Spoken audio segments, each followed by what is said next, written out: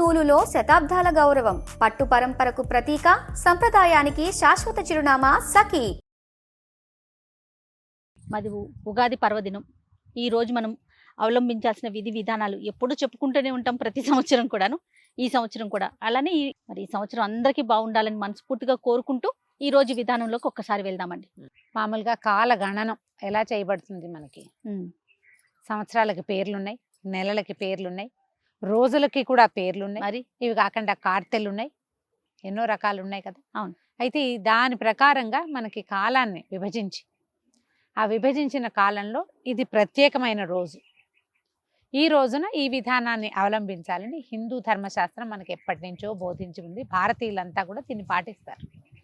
అయితే దక్షిణాది వారిది ఒక రకమైన సాంప్రదాయం, ఉత్తరాది వారిది ఒక రకమైన సాంప్రదాయం. అవునండి. ఈ మనం పాటించే ఉగాది మనలాగా మహారాష్ట్రియన్స్ కూడా, మరాఠీ వాళ్ళు కూడా పాటిస్తారట. గుడి పాడవా అంటారు. మనం ఉగాది పండగగా జరుపుకుంటాం. అవును. అయితే ఏ నక్షత్రం ఉంటుందో, పౌర్ణమి నాడు ఏ నక్షత్రం ఉంటుందో ఆ నక్షత్రపు పేరుతోటి ఆ మాసాన్ని పిలుస్తారు. అట్లా మనకి చైత్ర మాసం చిత్తా నక్షత్రంతో ఉంటాడు చంద్రుడు, అందుకని దీన్ని చైత్రం అన్నారు. చిత్ర నక్షత్రం పేరు, ఆ చిత్రతో ఉన్నాడు కాబట్టి చైత్రి అని చైత్ర మాసము అని చెప్తారు.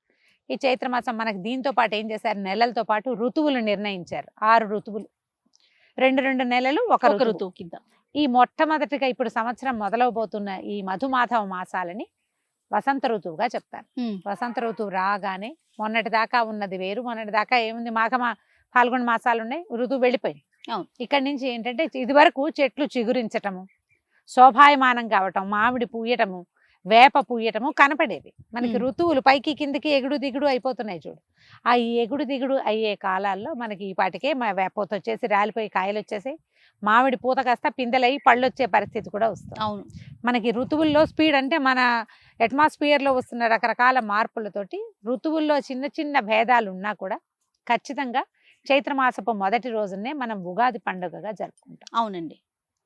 అయితే ఈ ఉగాది రోజునే విక్రమార్కుడు రాజ్యాన్ని జయించాడని, ఆయన పట్టాభిషిక్తుడయ్యాడని, ఆయన తర్వాత 2000 సంవత్సరాలకు వచ్చిన శాలివాహన శకం అని చెప్పుకుంటాం కదా, ఆయన కూడా మూర్ధాభిషేకం ఈ రోజున జరిగిందని, యుద్ధానంతరము కురుక్షేత్ర యుద్ధానంతరము ధర్మరాజు ఈ రోజునే పట్టాభిషేకం చేసుకున్నాడని చెప్తారు. అంటే చైత్రమాసపు తొలి రోజున పాడ్యమి నాడు చేసుకున్నాడు. ఈ రోజున రాజ్యాభిషేకం జరిగింది. ఇలా ఇన్ని ప్రత్యేకమైనవి ఉండటం వల్ల ఈ రోజుని మనం ప్రత్యేకంగా జరుపుకుంటాం. ఉగాది పండుగ అంటే మనకి సంవత్సరాది లాగా, అంటే ఏమంటాం మనం, న్యూ ఇయర్ ఫస్ట్, కొత్త సంవత్సరం, జనవరి 1 లాగా. జనవరి 1 అంటే ఏం ఋతువుల్లో మార్పులు వ్యవహారాలు ఏమి ఉండవు, ఊరికే డేట్ మారుతుంది, మంత్ మారుతుంది. అవును. ఇప్పుడు ఋతువు మారిపోతుంది. మనం పొద్దున్నే పూజ చేసుకోవాలంటే చెప్పుకుంటాం కదా, ఈ సంవత్సరంలో ఈ యుగంలో ఇది దక్షిణాయనే వర్ష ఋతువు అని ఋతువుల పేర్లు చెప్పుకుంటాం. దాంట్లో ఋతువు పేరు మార్చేసుకోవాలి ఖచ్చితంగా. ఇది వసంత ఋతువు, చైత్రమాస శుక్ల పాడ్యమి నాడు ఈ పండగని జరుపుకుంటాం. అయితే ఈ పండగ దీనికి ఏమి కులమత విచక్షణ లేదు, ఎవరికైనా ఇది పండుగే. ఓకే. ఈ పండుగ మొదటి రోజున, సంవత్సరంలో మొదటి రోజున ఏది బాగా చేస్తే, ఏది చేస్తే అదే సంవత్సరం అంతా అట్లా ఉంటుందని, అందుకని పిల్లల్ని కాసేపు చదువుకోండి, కులాసాగా ఉండండి అండి, కోట్లాడుకోవద్దు, చక్కగా శుభ్రంగా చేసుకుని తినండి అని చెప్తారు. ఒక్కొక్క ప్రాంతాల్లో ఒక్కొక్క రకమైన ఆచారం ఉంటుంది. ఒక్కొక్క ప్రాంతాల్లో ఏం చేస్తారు, అమ్మవారి ఆరాధన చేస్తారు ఉగాది రోజు. ఉగాది రోజున ఇప్పుడు చూడు, భగవంతుడిగా మనం పూజించేటువంటి భూమి మీద నడిచిన దేవుడు రామచంద్రుడు, ఆయన పుట్టినరోజుకి 10 రోజుల ముందు నుంచి మనం ఇది మొదలు పెడతాం. అవును. ఈ చైత్ర శుద్ధ పాడ్యమి నుంచి చైత్ర శుద్ధ నవమి దాకా ఈ 9 రోజుల్ని మనం వసంత నవరాత్రులుగా జరుపుకుంటాం. నవరాత్రులలో మొదటి రోజు మనకి తొలి పండుగ రోజు. ఇక్కడ నుంచి మన పండగలు మొదలు. ఈ 9 రోజులు రాముల వారిని తలుచుకుంటూ ఈ రోజున పసుపు కొడతారు, ఈ రోజునే ఇంట్లో బాచకాలు అవి తయారు చేయటం మొదలు పెడతారు, మన మామిడికాకు తోరణాలు కట్టుకుంటారు, పండుగ వాతావరణం మొదలవుతుంది. శ్రీరామనవమి పెండాల్స్ వేస్తారు, ఇవాళ నుంచి మొదలు పెడతారు. ఇక్కడి నుంచి ఆయన పుట్టినరోజు పండుగ, అక్కడి నుంచి మనం పెళ్లి వేడుక చేసుకుంటాం, తెలుగు వారికి అలవాటు కాబట్టి ఆయన వివాహ పరిణయ వేడుక వరకు విశేషంగా ఏర్పాట్లు చేస్తారు. ఈ 9 రోజులు శ్రీరామనవమి కోసం చేసే ఏర్పాట్లతో పాటు అమ్మవారి నవరాత్రులుగా భావించి కూడా విశేషంగా అమ్మవారిని కూడా సేవించుకోవచ్చు, విశేషంగా చేసుకోవచ్చు. అయితే ఈ తొలి రోజున ఏం చెయ్యొచ్చు, ఎవరైనా సరే అభ్యంగనం ఇంపార్టెంట్. నెత్తికి నూనె రాసుకోవటం, ఒంటికి నువ్వుల నూనె రాసుకోవటం, నువ్వుల నూనె శ్రేష్టం. పొద్దున్నే తలంటి పోసుకోవటం, సూర్యోదయంతో పాటే లేచి స్నానం చేసుకోవటం, తర్వాత ఉగాది పచ్చడి ఆ వీడియో చేసి చూపించాం కదా. ఎవరెవరి మీ అలవాట్లను బట్టి ఎవరైనా 6 పదార్థాలే ముందు వెనక, 1 2 ఎక్కువ తక్కువగా ఆవిడ వేపపూత పచ్చడి చేసుకోవటం, వేపపూతని తీసుకోవటం. మనం ఏం చేస్తామంటే ఇది ఆరోగ్య మాసం అని చెప్తారు. ఇక్కడి నుంచి ఏంటంటే ఆరోగ్యానికి అవసరమైన విధి విధానాన్ని అవలంబించడం ఈ రోజు నుంచి మొదలు పెడతాం. మనం ఇప్పటిదాకా పానకం తాగల, అవును. ఈ రోజు నుంచి స్టార్ట్. ఇక్కడి నుంచి 9వ రోజున చేసే శ్రీరామనవమి రోజున మనం ఏం పంచి పెడతామమ్మా? అందరికీ పానకమే పానకం, వడపప్పు. ఈ ఎండాకాలం తప్పకుండా మామిడి పానకం, అదే మన బెల్లం పానకం పానకం. తీసుకోవాలి. దాంతో పాటు కొన్ని మామిడి ముక్కలు కూడా వేసుకోగలిగితే మంచిది. సీజన్ మారిపోవటం వల్ల రకరకాల వ్యాధులు వస్తాయి, ఎండ పెరుగుతుంది, సూర్యుడు తేజరెళ్తాడు కదా, అవును. ప్రకృతి శోభాయమానంగా ఉంటుంది. దేని వల్ల? ఎండ వల్ల. క్రమంగా ఏమవుతుంది? ఎండ వేడెక్కిపోతుంది. ఇవాళ ఉన్న ఎండ చూడు, నువ్వు 9 రోజుల తర్వాత రాముల వారి పుట్టినరోజు నాటికి మాడిపోతుంది ఎండ. అవును. చెమటలు అందుకే దిగ్గాలి. కదా రమ్మగారు చలువు పందిర్లు వేస్తారు. అందుకే పందిళ్ళు వేసుకుంటాము. అయితే ఈ మా పానకం పుచ్చుకోవటము అలాంటిది ఇవాళ నుంచి స్టార్ట్ చేసుకోవచ్చు. ఆ చెరుకు రసాలు తాగటం, చెరుకు ముక్కలు ఇంట్లో తెచ్చి పెట్టుకోవటం, వేపపూత వాకిళ్లలో కట్టడం, మామిడాకులు కట్టుకోవటం, వీటన్నిటితో ఏంటంటే ఈ కాలంలో ఈ సీజన్ మార్పిడి వల్ల రాగలిగే రకరకాల అనారోగ్యాల్ని బయటికి తోసేయటానికి, మన ఇంట్లోకి రానివ్వకుండా చేయటం కోసం ఆయుర్వేదాన్ని మేళవించినటువంటి హిందుత్వ విధానాలు.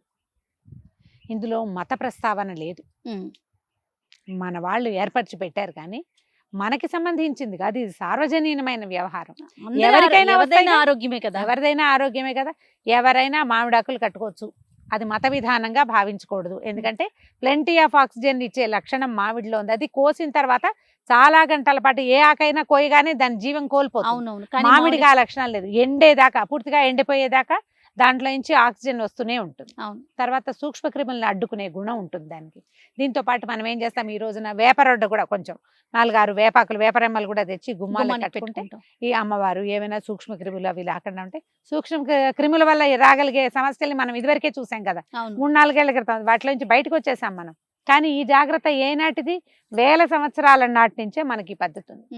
ఈ పద్ధతిని పాటించండి. పాకిట్లో మామిడి తోరణాలు కట్టుకోవటం, కొన్ని వేప కొమ్మల్ని కట్టుకోవటం, ఈ వేపపూతతోటి పచ్చడి చేసుకోవటం.